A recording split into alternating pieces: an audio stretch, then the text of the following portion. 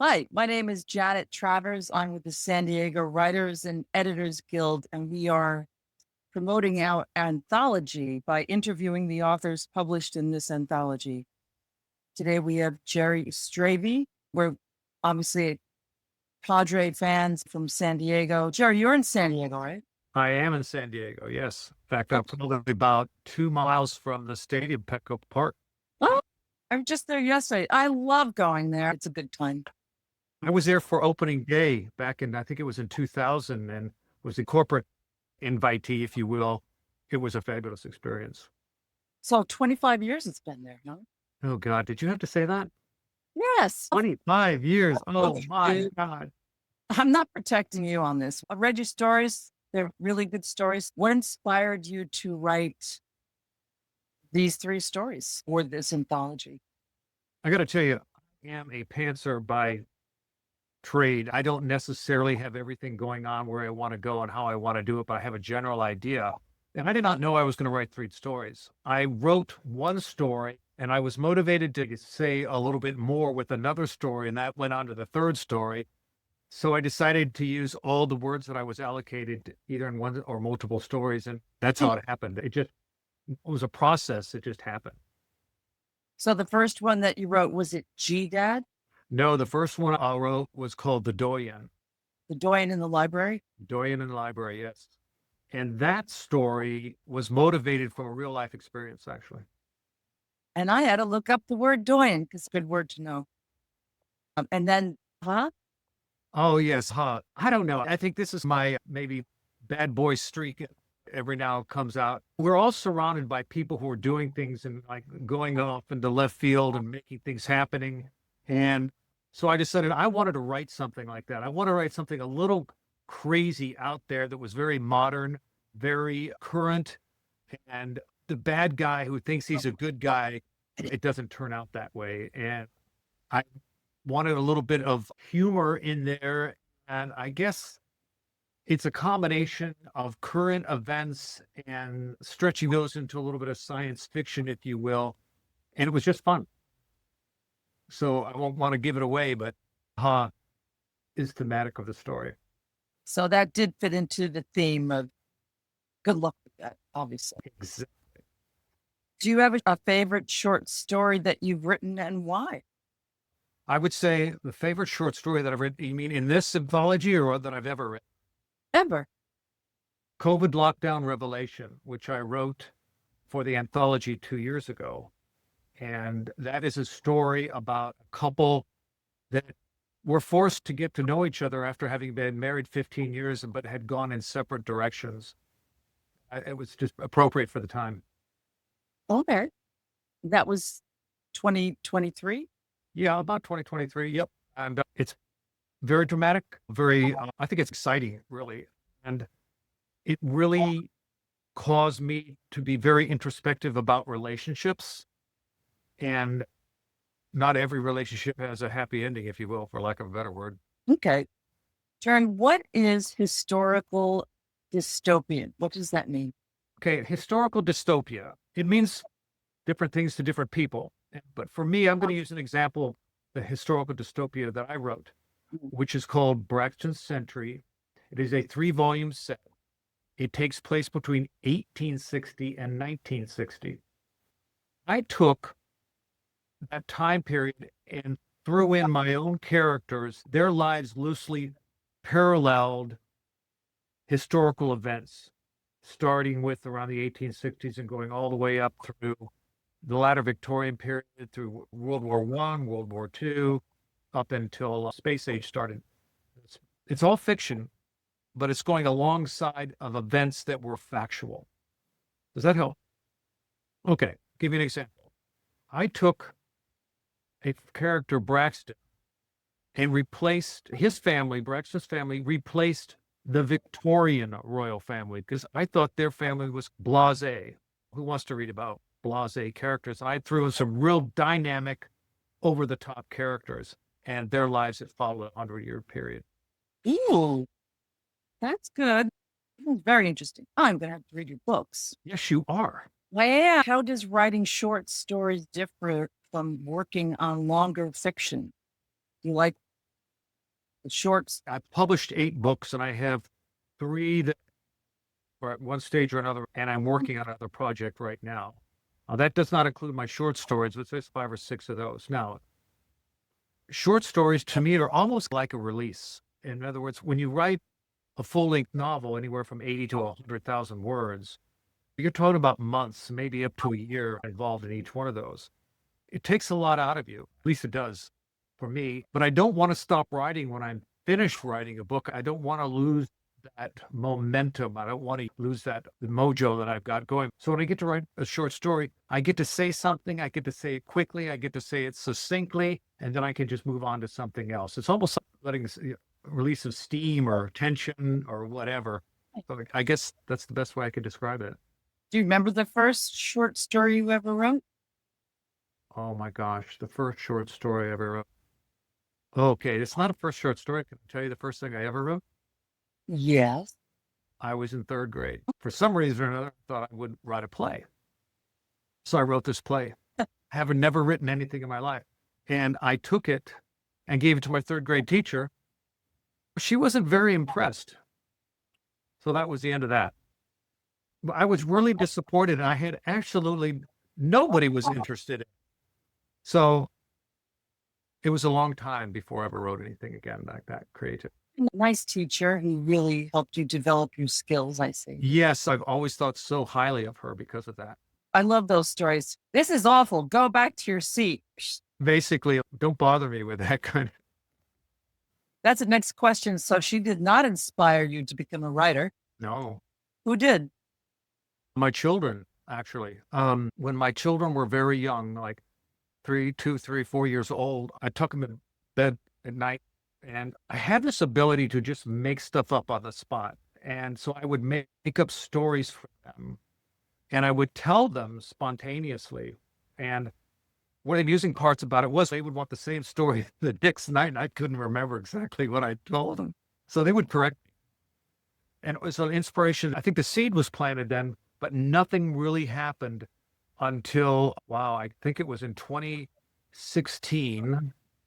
I had an accident, a head injury, and I wasn't working full time. I've always made stories up in my head, always done it all my life. If I'm driving or I'm just sitting thinking or what, I would always make up stories. Sometimes I would key on a historical event, I would throw myself into it, or I'd fix the character that had screwed up in it or make it better. So all my life, I'd always made stuff up in my head, but I never wrote it down. In 2016, August 9th, I think it was, and I was walking in my neighborhood just to get out and get some fresh air. It dawned on me, why don't you write this stuff down? All this time you've never written. And I started writing every day, never having written anything in my life.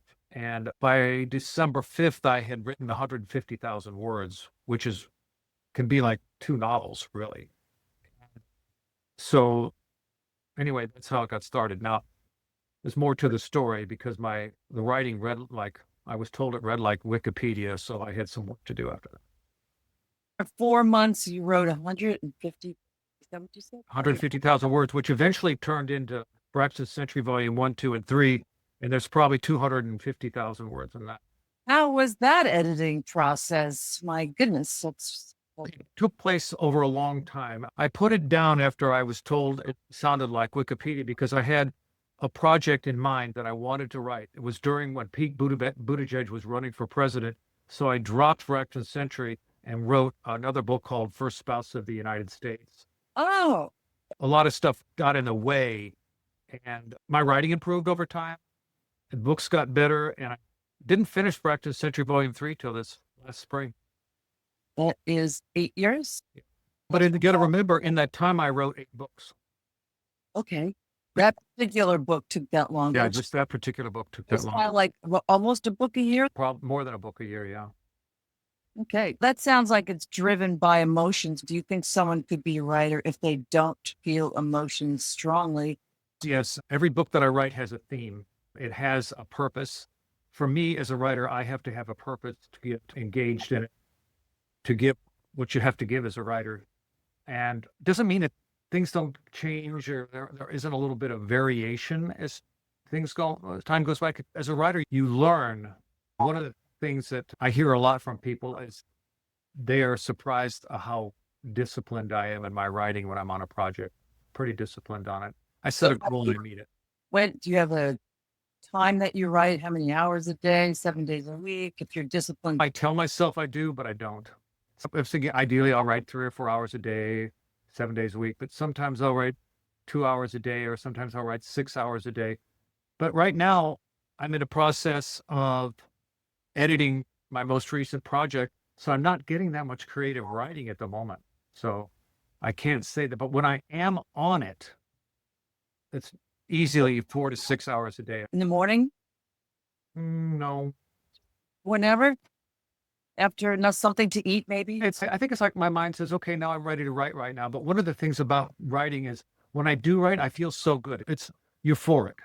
For me to write is my happy place, and I'm motivated to do it because it feels good.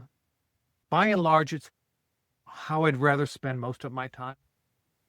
And at the same time, got to recognize it's exhausting emotionally, physically. So I know when to stop. Oftentimes, I'll write for an hour or two and then go for a walk and then come back. People say, don't you get writer's block? I absolutely never get writer's block, ever. I'm lucky that way. And what I get sometimes is I'm trying to develop a particular aspect of what I'm writing. And again, if I go for a walk, I have the answer. Always come back with the answer.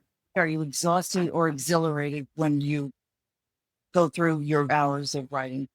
All of the above. You get done, you feel good about it.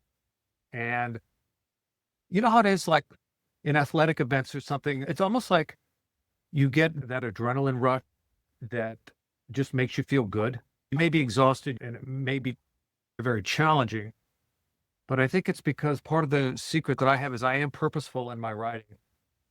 And to take that a step further is being purposeful is not necessarily always the best way to write if you're not writing to market. And if that's not your purpose, you have challenges. What do you consider literary success to be? I think there's several different kinds of literary success. Let's take the obvious. Financially, you're successful. Your books are well received financially. Let's just say, just take that one. Be very myopic. A lot of writers out there, they write by the same formula all the time. They never change anything. Their plot is the same. But guess what? They make a lot of money. That's not my personal version. That's not success for me. It's success for them, and I'm happy for them. For me, my literary success comes when someone gets back to me and they tell me that they loved the book along the lines of maybe they liked the characters or disliked the characters, or they could identify with it, or they found it gripping, or they found something that they gained personally. So my version of literary success is making a difference in your reader's reading experience, I think would be. Also, for me personally, there's another aspect of success is because when I write, because my books are thematic and I do have a message in there, it takes me back to why I started to write Fraction of the Century. I had a message and I wanted to be a very entertaining book, wanted it to capture the reader. I had a message. And so that would be my definition of my own literary success. Getting your message across. Not that everybody would necessarily agree with it, but they would get the message. It's all about legacy. My legacy are my books. What does that mean? What are you saying when you say legacy? What do I leave behind when I'm gone? If you were to define what you're leaving behind when you're gone, do you mean your actual physical books or your message? Not so much the physical book, it's the message in the book. Oftentimes I hear back from readers that just tell me how impactful the book was. Wow, that's everything to me. That's it. That's the reason I have impact, thoughtful impact. And you hear back from people say, oh, yeah. I'll get it on reviews. I'll get it on messages on my website. I'll get it on people that I know who have read the books. Yeah. Great. How about research? Do you have to do much research, or you just plot it? I'm terrible about research. Oh, no. I'm terrible about research because the only time I do any research is if I don't necessarily have a total grasp on a situation. I'll give you an example. In First Spouse of the United States, one of the guys in there is a fighter pilot, and he's flying F-16s. And I'm not an F-16 pilot. So I went out and found an F-16 pilot, and he helped me write that part, the actual combat. Okay. Then I had a scene in Braxton Century Volume 1 that takes place in Vienna in the 1880s. This particular one takes place in Venice. Back then, they did not have train stations in Venice. They had to go from the mainland to Venice by barge or what have you. And I had to go back and find out, okay, what was the train station and what was the name? All right. Or the project I'm writing right now called Millennium Moguls Unhinged is very technological and has a lot going on in doing with AI and weaponry and communications. And so I've had to do a lot of research along those lines. So I researched technical aspects to make my story believable. But as far as research on people, characters, and all that, it comes out of my head. Even words I found, you happen to use a word, somebody will say, they didn't even use that word till 1952. Yes, I do that a lot. I'm part of a writers group that really is fantastic. And I've been part of the writers group since I started writing. And every now and then they'll catch a word I have in there that says, we don't think this is going to work here. And I go, oh, yeah, that is pretty bad. When you write your books, are you running it by your writers group? Every Tuesday night. Every Tuesday night. And how many people are in your group? Anywhere from 2 to 6, depending on who's participating. 2 to 6 people? Uh-huh. Everybody submits some work and we all review it and then get back and help each other out with it. How long are your meetings? Anywhere from an hour to 3 hours, depending on how many people are involved. Are they? We used to meet at a restaurant, but when COVID came along, we got on Zoom and everybody said, oh yeah, good. Now we can do it on Zoom. We don't have to drive. So it's easier. So we all eat our dinner and do our edits. You chew on camera. To know each other really well. The research part is a little different from what I've been hearing. I've written 3 nonfiction and I had to research those. One book that I wrote was about PTSD abuse by the Veterans Administration, where I went back east and did 30 interviews with people. So I guess I need to qualify that if we're talking fiction or nonfiction. So You write both. I'm also a ghostwriter. Those 3 books I was paid to write for other people. Out of everything you've written, who is your favorite character and why? Has to be Braxton. And why is Braxton? Because Braxton to me is the embodiment of a person that is flawed, but also exceptional, has the human frailties, but everything he does is for the right reason, even though sometimes it's the wrong thing.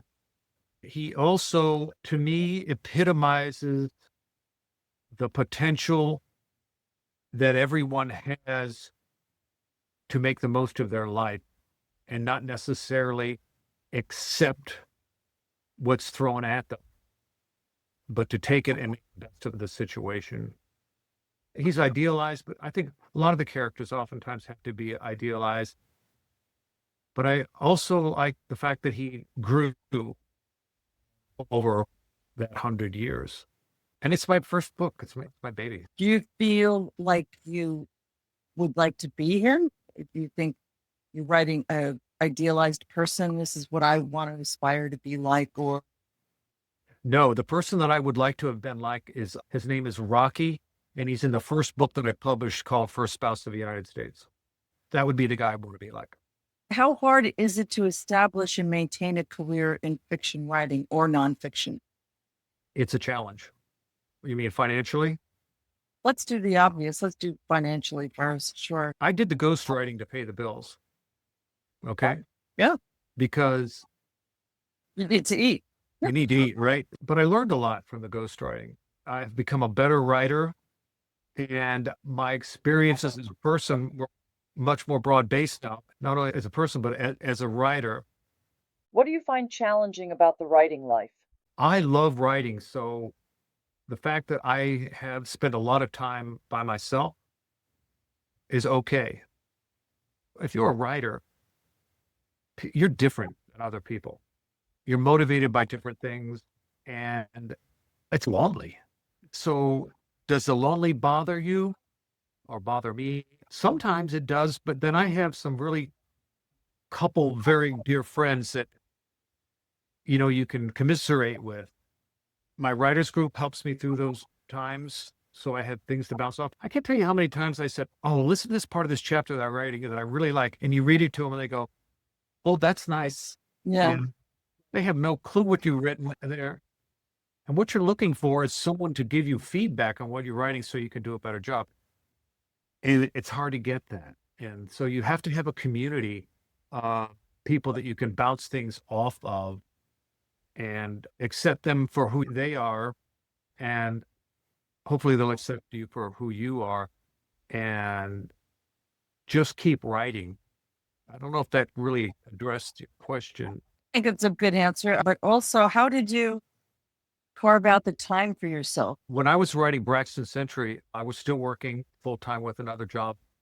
And I would write in the evening for a couple hours, and then I would write for 4 or 5 hours on Saturday and Sunday. And I just did it. I just fit it in. And it gets to the point, and I think if you talk to some other authors, you hear this, you resent your writing time being interrupted. It's like the last thing you want is someone to knock on the door or call you on the phone or pressure you to go somewhere and do something.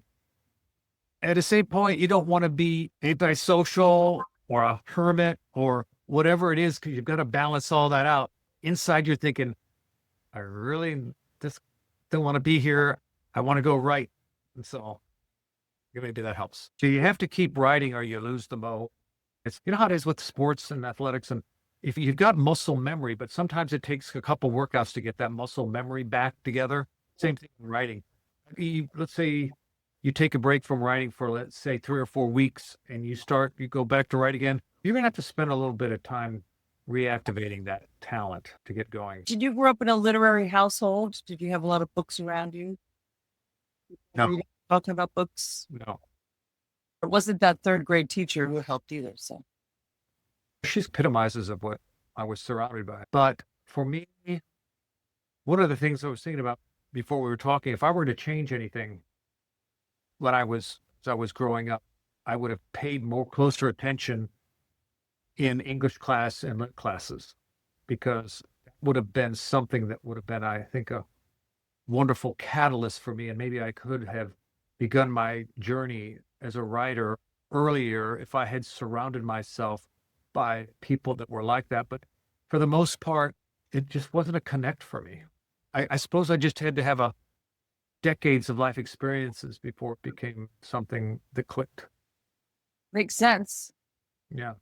But I wish you hear about these people that get started writing like in their early teens or earlier, and maybe in their 20s. And oh my gosh, they're so successful and fulfilled all along their journey through life. And I'm very happy for them. But then again, I could not have written what I've written, what makes me unique, if I had not had those life experiences along the way. How many rewrites do you or will you do for this book? This is where I deceive myself. I'm in denial. Okay. I believe I probably go through a book 7 or 8 times before it's done. Finished. Me all the way through editing. Yep. Now, it doesn't happen in an ordered process. I'll write what I'm going to write it first time through.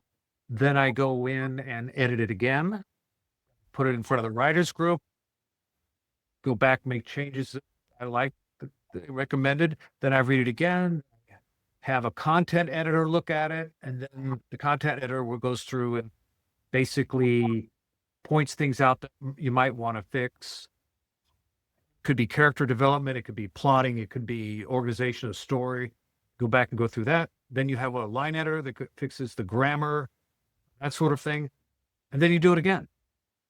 I mean, it's a really involved process, and it doesn't all happen as orderly as it sounds. Like, for instance, the current project I'm on right now, I am writing in a style that I've never written previously. I'm doing an universal omniscient. Oh, where okay. we have 5 or 6 characters in there, They're all very strong characters, and we know what they're thinking. We're reading their minds. They're talking to us or to themselves. So I have all these different things going. It's like having a bunch of spinning plates that you're trying to keep going. And so I've had to restart this book 3 times because there are parts that just aren't reading. I've been told the story is a great plot, great characters, but the way I'm writing it is not necessarily coming across so that readers will appreciate the story for what it is. How do you keep track of the POV of these 5 very strong characters? You're saying you don't have to, because we know what they're thinking? Yeah, that's an advantage. Here, I don't have to worry about POV. Hey, that's cheating. But hey, Yes, it is. But you know what, Janet, it may be cheating, but it's hard work. It would be so much easier maybe just to have one point of view. But if I've got 5 or 6 different point of views going on, I've created a monster. when you're not writing, how do you spend your time? I like the outdoors a lot. I like to swim. I like to bicycle. Of course, I like the gym. I like to go to walk. I used to be a competitive sailor. I used to sail, and used to do a lot in the equestrian field. I used to ride a lot. So I'm being outdoors and just doing stuff is what I like to do. And that sounds like a good release, like you were saying before, when you need to take a break from writing. You have a lot of choices, a lot of sports. Oh, yeah. One of the things that when I was growing up, when I was very young, my goal in life was to experience as many different things as I possibly could. I have owned businesses. I used to own a moving company, and then people wouldn't show up to move the furniture, so I had to get my license and drive an 18-wheeler. And I learned how to do that. Okay. I told you I used to ride horses. I sail. I did a lot of things. So a lot of the things that I've done in my life go into my books. That's part of the fodder. That's called part of the research, was having lived so much of what my characters now do in their books. That was your natural attraction, inclination toward, was to do all these things. Did you think you wanted to be a writer when you were growing up, or? No, I wanted to be a very successful businessman so I could afford to do all those things I wanted to do. They say all fiction is autobiographical. Do you think it's true in your writing, perhaps by osmosis, because you did so many things in your life? Yes, very autobiographical in a lot of these things.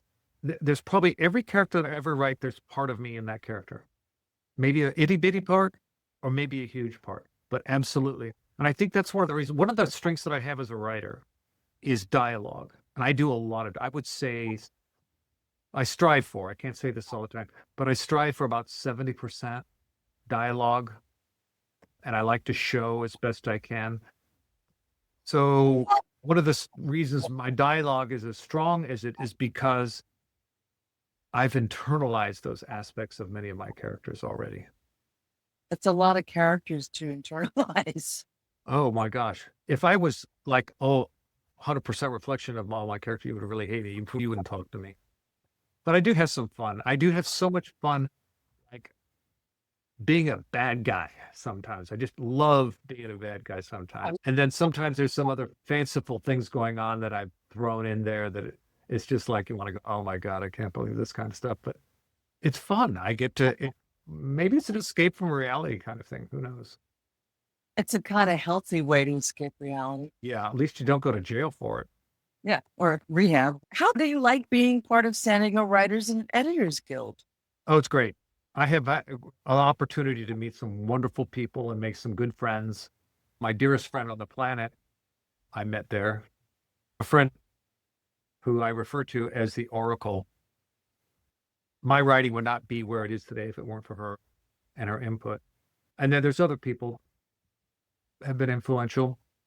And I've also been able to help some people with their work. So it's a kind of a two-way street. And you do meet a very interesting cross-section of individuals. And I wouldn't be doing the short stories for the anthology. I would not be writing short stories if it were not for that organization's anthology. My short stories, as you said, are entertaining. And I would never would have that opportunity. How long have you belonged to the Guild? oh my God, 7 or 8 years, I think. Well, I used to go to all the meetings and I used to be on the board of directors, but I'm not as active as I used to be. And so I can just say that I'm glad I am a member and I'm able to participate when I do participate. I learn a lot. I learn a great deal. Well, that's important because we want people to keep joining and read your 3 stories in the anthology. Are you a reader? Okay, this is going to be, Oh, whoa. I'm not that great of a reader. I'm really not. I like to read, but I'm just busy doing other things. When anybody recommends a book, I'll usually read it. I know people that read, sometimes some people I know read probably 300 books a year. Seriously. I'm lucky if I read 50. There's a big ego help all virtue writers. I consider I have a big ego. I need a big ego to fire myself up to do what I'm going to do. Okay. But then you could have someone who has a big ego that is just an arrogant, not nice person that is not pleasant to be around. I think it's a two answers to your question. Is it helpful? It's hugely helpful. Can it be detrimental? Yes. I can see if someone lacks the humility to experience others and learn from them, it can be self-defeating. Good answer. Sounds about Yeah. right. So are you are you self-published or traditionally published? Am self-published. I'm impatient. I'm not going to write a book and get it out there and wait for a year for someone to say they like it. I'm going to publish it. I don't care. I'm not going to wait. So you're going to get it out. How do you market it? How does it sell? The marketing thing is the toughest part. Writing is easy compared to marketing, and we all could spend more time marketing. But that's not, I didn't write to become a marketeer. Okay. So marketing, we've got the social media that you put it out on. We have mailing lists that we send out material. Right now, I'm in a process of making some changes as the way I'm doing some of my marketing. One of them is going to be doing more videos and that sort of thing. Because we have to change with the marketing world. Like TikTok uses videos. People look at videos, and that's where a lot of the sales are going right now is the videos. I've got 2 of my books are audiobooks. I'm looking at making all of my books in audiobooks. So you just have to be very flexible, go with it and cross your fingers and hope something takes. But it's one of those things, it's a discipline. I'm getting better at my discipline on marketing, but that's not what I would choose to do. But if you want the shekels to come in, you can. I just haven't met anybody who says, I really love it. It's so great. My favorite part of writing is marketing. Yeah, they might have an integrity and issue there. It's just rough. I'd rather fool around and write and have fun. I think part of marketing too is also an attitude. It can be fun.